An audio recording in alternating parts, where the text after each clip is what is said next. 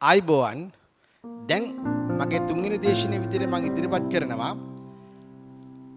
ගොවිපලක කොහොමද කාබනික අපද්‍රව්‍ය යොදාගෙන විශාල වශයෙන් කාබනික පොර නිෂ්පාදනය කර ගැනීමේ සරල ක්‍රමයක් වීදන් අනුක්‍රමයක් ඉදිරිපත් කරනවා. කාබනික පොරක් කිව්වහම ජලයේ ද්‍රාව්‍ය කාබනික පොරක් හැදෙන්න ඕන. තව විදිහට කියනවා නම් කාබනික ද්‍රව්‍ය විදියට යොදා ගන්න පුළුවන් විශේෂයෙන්ම තනකොළ. ඊළඟට වැව්වල තියෙනවා ජපන් ජබර වගේ දේවල්. ඊළඟට කොළ අතු. ඊළඟට ඉලුක්මාන. විශේෂයෙන්ම කැලෑවට අදාළව තිබෙන කරදරකාරී දේවල් එක්ක වල් නෙළුවට පස්සේ මේ විශේෂයෙන්ම ගොවිපලේ ෆාම් එකේ ඒ තියෙන දේවල් අපිට පුළුවන් ජලයේ ද්‍රාව්‍ය තත්ත්වයට පත් කරන ඔක්සිජන් මාධ්‍යයේ තෙමිතිමි දි รา පත් වෙන ක්‍රමවේදයක් හරහා මේ පොර සකස් කරගන්න ආම්ලික කාබනික පොර. ඒ සඳහා අපිට විශාල කුටීරයක් සකස් කරන්න වෙනවා. මගේ පළමුව දේශනාවේදී අපි ඉදිරිපත් කළේ එක ගෙදරක එක පැත්තකට විතරක් ආනතිය තියෙන විදිහට සකස් කරන ලද වැටමාරලි කුටීරයක්. දැන් අපි ඉදිරිපත් කරනවා මේ අවස්ථාවේදී පැති දෙකක් තියෙන විදිහට දෙපැත්තෙම කුණු යොදන්න පුළුවන්. ඉඳුල් අපද්‍රව්‍යات යොදන්න පුළුවන් ගොවිපලේ. ඒ හැරෙනකොට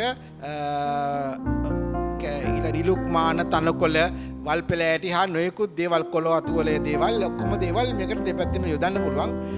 ජල බාල්දි 5ක් විතර දිනකට යොදන්න ඕනේ. නැත්නම් අපේ මුළුතැන්ගේ ජලය මේ කුටීරේ මැදට PVC පටයක් කරා අංගල් දෙකේ පටයක් කරා ඉදීමනොත් පහසු කරගන්න පුළුවන් වෙනවා.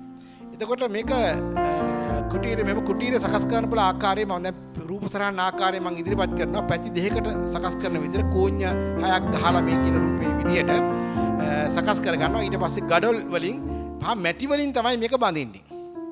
දැන් මේ අධීර කීපෙකින් මම දැන් රූපරාම හරහා පෙන්නනවා අධීරෙන් අධීර කරගන්න පුළුවන් සරල විදියක්.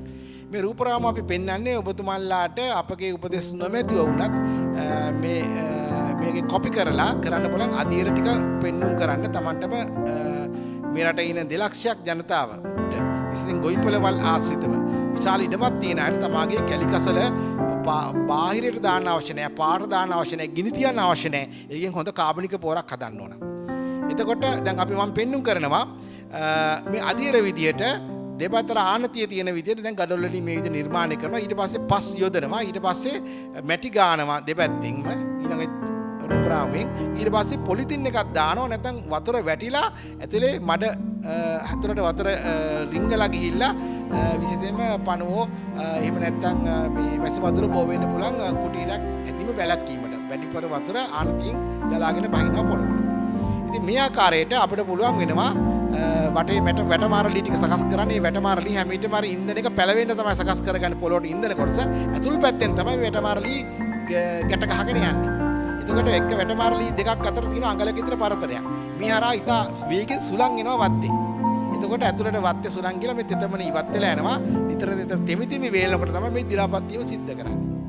මොකද මම ඊළඟට අපි ඉදිරිපත් කරනවා සාමාන්‍යයෙන් පොළවේ අපි මෙතෙක් පාවිච්චි කරන ගෙවත්තේ පිටිපස වැඩ කරන නැති දේවල් අපි පොළවේ පල්ලෙහාම තැනක තැම්පත් කරන කාබනික පොර වල කුටීරයකට වඩා මෙහි තියෙන ගුණාත්මක භාවය මම ඉදිරිපත් කරනවා.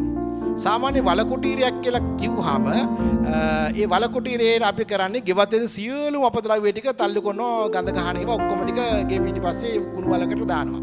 එතකොට ඒක දිරණ එක ඇත්ත. දිරනකොට අර මේ අපි මේ ඉදිරිපත් කරන වැටමාර කුටීරේ පස්පත්තියේ හුලං ආවට ඒක කට පැත්තෙන් විතරයි හුලං එන්නේ. එතන උඩින් වාතය අවුව වැටුනහම වේලෙනවා. ඊළඟ වතුර වැටුනහම ඒ දිරපු දේවල් ඔක්කොම හේදිලා ගිහිල්ලා දිරපු පෝෂක ද්‍රව්‍ය හේදිලා ගිහලා පොළොවට උරා ගන්න. අන්තිමට රොඩ්ඩ තමයි අපි දාන්නේ කාබනික පොරක් විදියට. ඒකට ඒක අසාර්ථක කාබනික පොර නිෂ්පාදනය.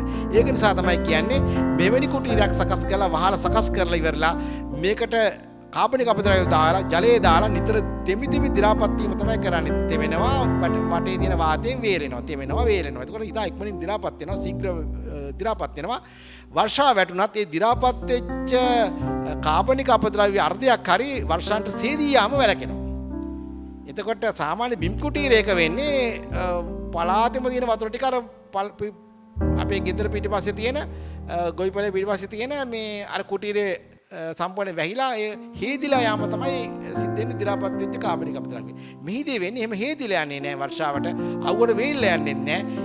ඒක නිසා තමයි මෙවැනි කුටීරයක් ගොවිපලකට සාදාගත්තොත් ඔයගලන්ට පුළුවන් වෙනවා හොඳම තත්ත්වයේ උසස් තත්ත්වයේ ජලයේ ද්‍රාව්‍ය කාබනික පොරක් විතර ඉදිරිපත් කරන්න. දැන් අපි හුඟක් වෙලාවට කියනවා හුඟක් අය නිකන් කුණු ටිකක් ගෙනහැල්ලා අර දැලකින් හලලා කුඩු විදියට වේලිච්ච විදියට මේ අද මේ පාර්සල් කරලා අලෙවි කරනවා. නමුත් ඒවා අරගෙන ගිහලා දැම්මට ඉතා හොඳ පෝෂක තත්ත්වයක් පෙන්වන්න කරන්නේ නැහැ. ඒ හේතුව ජලයේ ද්‍රාව්‍ය තත්ත්වයේම කාබනික පොර දි รา පත් කරලා සකස් කරලා නැහැ. කුඩු විදියට. අපි මේ සකස් කරන එක කල්කයක් විදියට තමයි වෙන්නේ. අර වේද මහත්තුරුන් කල්කයක් විදියට තියෙන්නේ. කැබිලි නැති. එතකොට මේ පණුව ඉන්න ඒ වගේ බැක්ටීරියා වලින් ගහන සුද්ධ දිවයින් ගහන ආම්ලික කොම්පෝස්ට් පොරක් තමයි සකස් වෙන්නේ. ඉතින් මම දැන් මේ චිත්‍රපෝර ටික බැලුවාම ඔයගලන්ට පේනවා Tamanටම තමගේ ගොවිපලේ මේ විදිහට කාබනික පොර සකස් කරගන්න පුළුවන් බව ඔබට අවබෝධ වෙනවා. එතකොට අපි මේ කරන්නේ උසස් සත්‍ය කාබනික පොරක් කියලා මම පැහැදිලි කළා. එතකොට අපි දැන් ඊළඟට යනවා නාගරික විදිහට අති විශාල ප්‍රමාණයෙන් කරන කාබනික පොර හදාගැනීමේ ක්‍රමවේද තියෙනවා. දැන් මේ කියන කුටීරයට ඇත්ත වශයෙන්ම පළාතේ තියෙන ජපන් ජබර, ඉලුක්මාන, තනකොළ, පිදුරු ඕනම දෙයක් දාලා දි รา පත් කරගැනීමේ හැකියාවක් තියෙනවා. අර වල කුටීරයේ වගේ නෙමෙයි. ගොම වගේ දේවල් දාන්න පුළුවන්. ඉතින් මම හිතනවා මේ ක්‍රමය අත්හදා බලන්න. මේ රටේ අපද්‍රව්‍ය ඕන තරම් තියෙනවා. ඒ අපද්‍රව්‍ය නිසි කළමනාකාරීත්වයක් ඔස්සේ උසස් තත්ත්වයේ කාබනික පොර සෑදීමේ ක්‍රමයක් අවුරුදු 25ක තිස්සේ මම පරීක්ෂකෙක් විදිහට නිර්මාණය කරලා යොදලා තියෙනවා. දැන් ඔබලාට හොඳම අවස්ථාවක් වශයෙන් දැන් මට ඉදිරිපත් කරන්න පුළුවන්. හොඳ විශාල වශයෙන් කාබනික පොර හදා ගැනීමේ Tamanට අඩු වියදම් ක්‍රමයක් සකස් කරගන්න පුළුවන් කියන එක. ආයිබෝවන්.